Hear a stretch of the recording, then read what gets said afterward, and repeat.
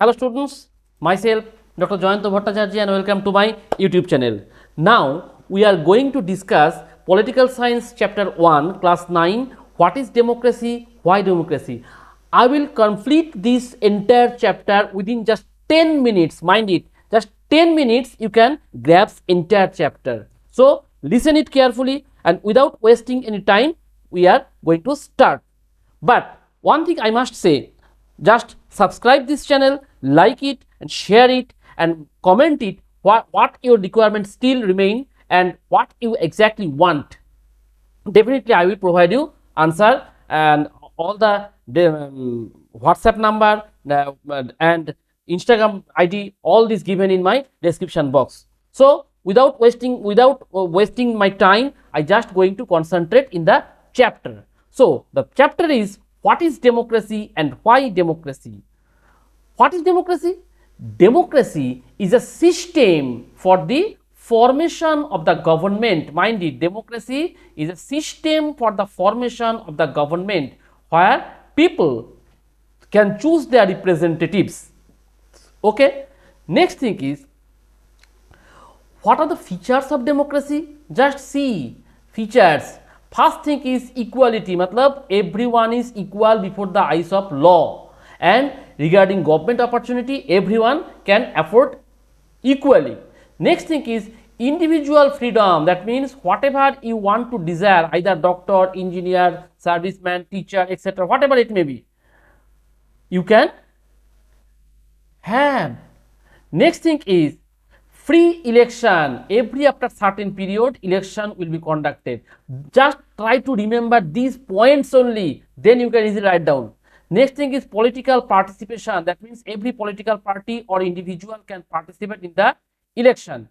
Next is majority rule, that means after election the political party is supposed to form the government who are in majority.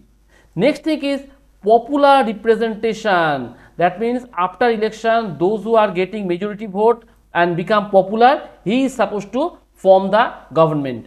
But the government is limited, that means they cannot be absolute one, they have to work within the framework, within the limits of the constitution.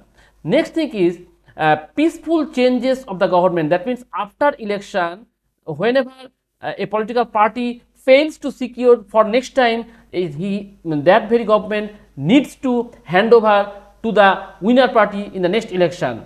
Next thing is freedom of press. All the electronic and print media, they are free to cater to provide all types of newses because democracy provides equal opportunity. Next thing is judiciary independence, that means without interference of legislative or executive, judiciary can work their field in their own way, that means no legislature or executive can interfere in their works. But in spite of that, you can find few countries are there in the world, those who adopted democracy, but they do not provide equal right to vote. What are these countries? Just follow it. In Saudi Arabia, women do not have the right to vote. Just see, this is a democratic country, but still women are not allowed to cast their vote. Next thing is in Estonia, the Russian minority, they are not getting the right to vote properly. Next country in Fiji, you can find those who Indian Fijian, their vote value is less than that of indigenous Fijian.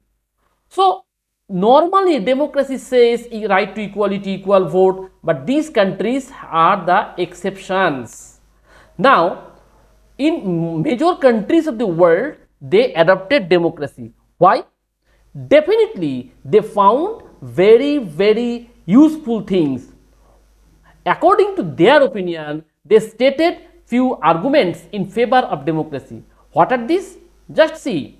Argument in for democracy, that means those who are supporting democracy, what they are saying, they are stating it is better because it is accountable form of government. In no other form of government you can find this accountability. Without except democracy, you cannot find this type of government, that means those who are answerable to its people. Next thing is democracy improves the quality of decision making.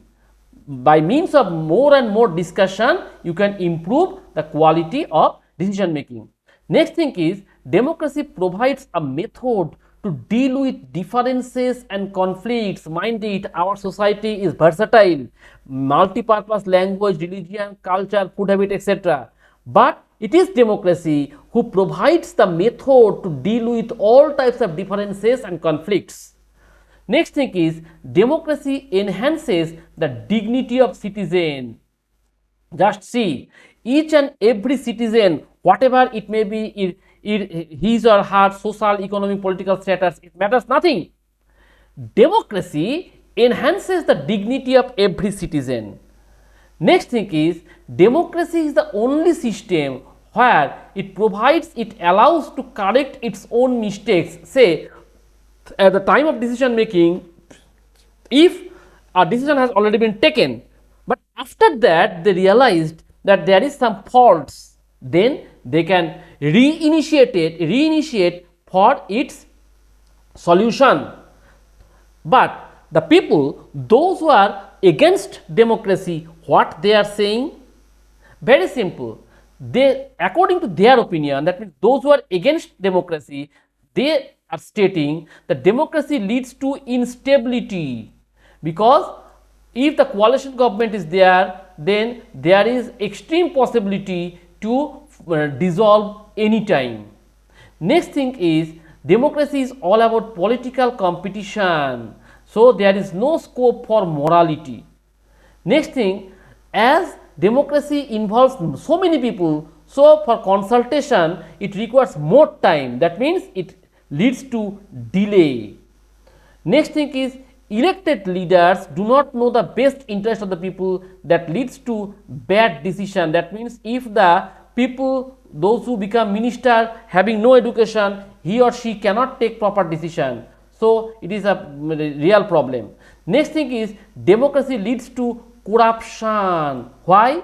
Because it is a game of political competition, so they need to be corrupt so that they can get out their money which they invested before election.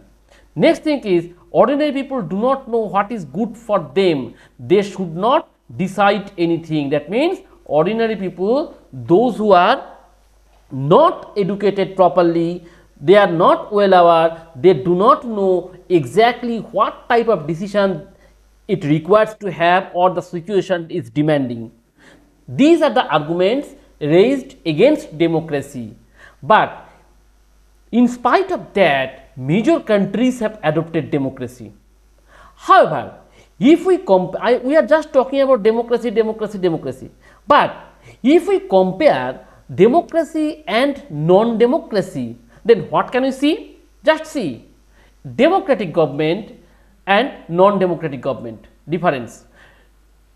In democracy, respect of human rights, it is very essential, but in non-democracy, just consider the cases of Hitler and Mussolini, there is no respect for human rights. In democracy, decisions are made by the majority, but in non-democracy, minority, that means one people or group of people, they take the decision, and the rest of the people, they are bound to follow it.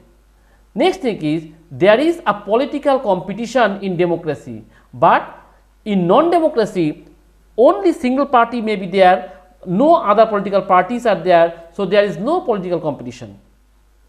Next thing is, citizens delegate their power to their representatives willingly. We are giving you the power to rule over ourselves. But in case of non-democracy, citizens' power is grabbed by the minority. Only few people forcefully grab the power, and there is no say of the ordinary people. Next thing is, in democracy you can find the accountability. The state are accountable towards its citizens, but in non-democracy there is no question of accountability, as because they are very much interested for gaining their personal goals. Next thing is, rulers remain in power for a specific period, say for 5 years or 4 years. That means every after 5 or 4 years they have to face the election.